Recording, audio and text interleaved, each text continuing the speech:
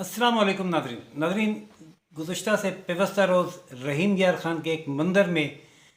होने वाले तोड़ फोड़ के वाक़े का नोटिस में चीफ जस्टिस ने एक इंतहाई अनोखा और बड़ा हुक्म जारी कर दिया है। हुक्म यह है कि जो करेगा वो भरेगा, और इस बात की तफ्तीश का हुक्म दिया है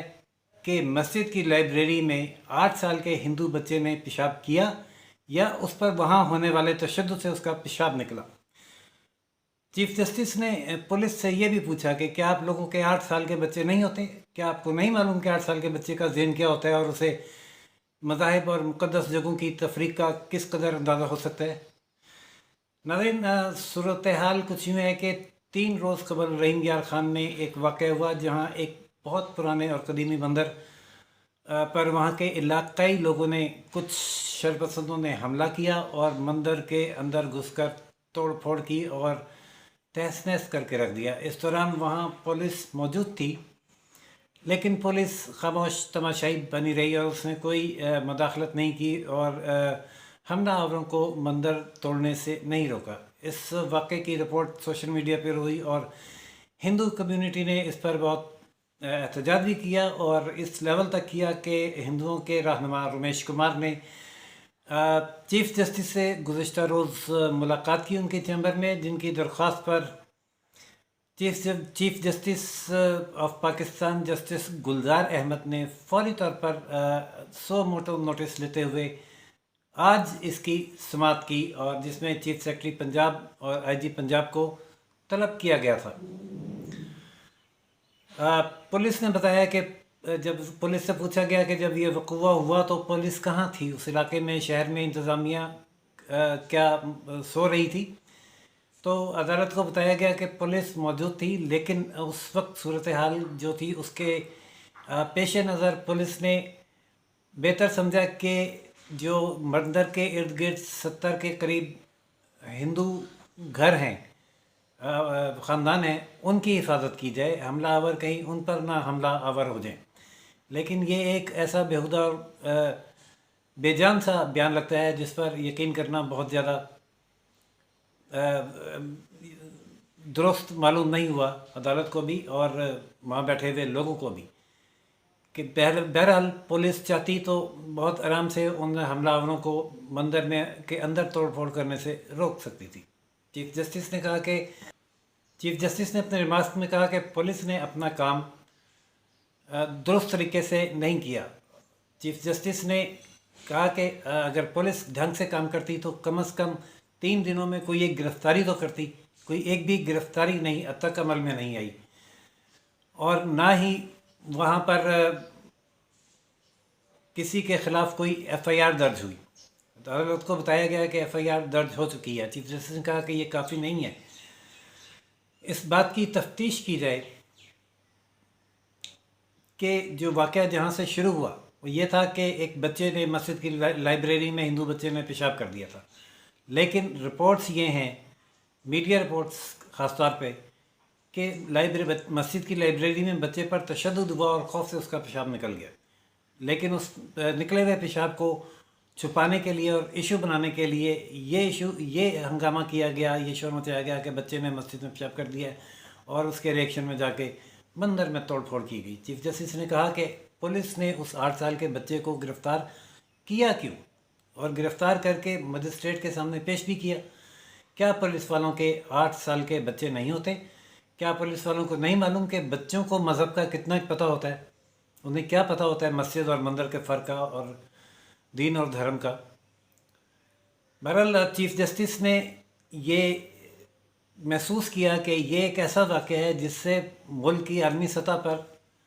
बदनामी हुई है और ख़ुद जो इस्लाम के हवाले से तालीमात हैं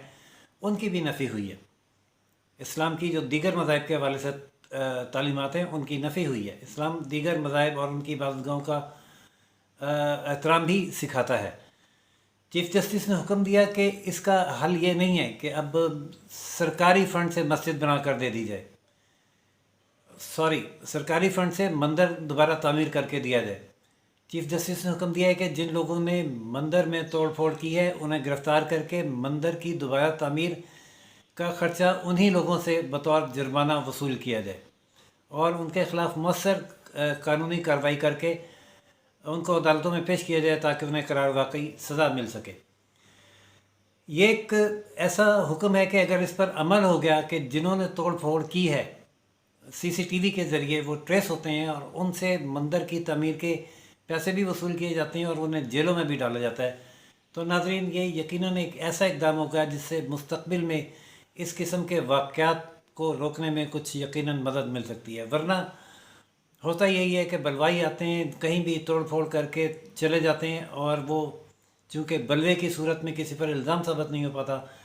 تو وہ بالکل انہیں نہ کوئی سزا ہوتی ہے اور نہ کوئی جرمانہ ہوتا ہے، اور وہ اگلی دفعہ پھر ایسا ہی کام کرنے کے لیے تیار ہوتے ہیں، اور یہ ہرجانہ اور اس کی ریپیئر کی چٹی پڑ جاتی ہے حکومت کو۔ خیر حکومتوں کے لیے اتنا بڑا تو مسئلہ نہیں ہے، ڈیزاسٹر مینجمنٹ فنڈ ہوتے ہیں، لیکن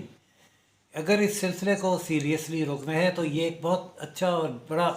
حکم ہے چیف جسٹس کا، جس پر اگر ان لیٹر اینڈ اسپرٹ عمل ہو جائے کہ جن لوگوں نے کسی بھی عبادت گاہ میں توڑ پھوڑ کی ہے، چاہے وہ مسلمانوں نے مندر میں کی ہو یا ہندوؤں نے مسجد میں کی ہو، ان کو پکڑ کر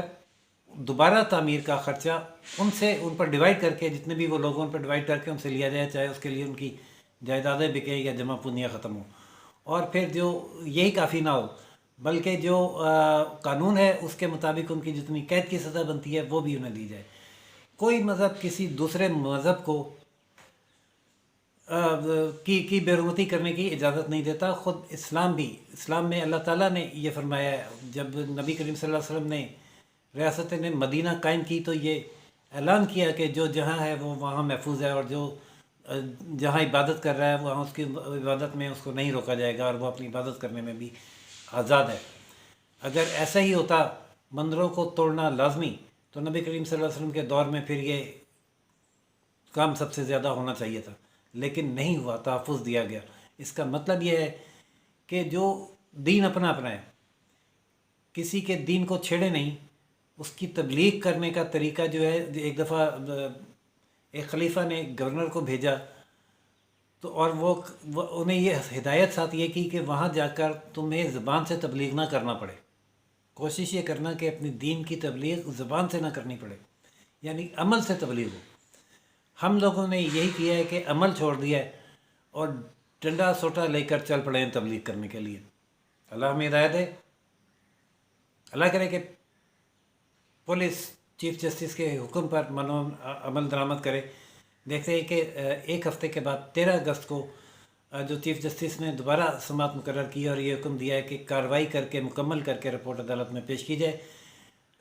چیف سیکرٹری پنجاب اور آئی جی پنجاب کیا رپورٹ عدالت کے سامنے رکھتے ہیں، اور جو بھی رپورٹ آئے گی ہم بھی آپ کے سامنے اس کو تفصیل سے پیش کریں گے۔ اگلی رپورٹ تک کے لیے اجازت دیجیے۔ راشد حبیب کو لائک، سبسکرائب اور شیئر کرنا نہ بھولیے گا۔ روشن پاکستان۔ اللہ حافظ۔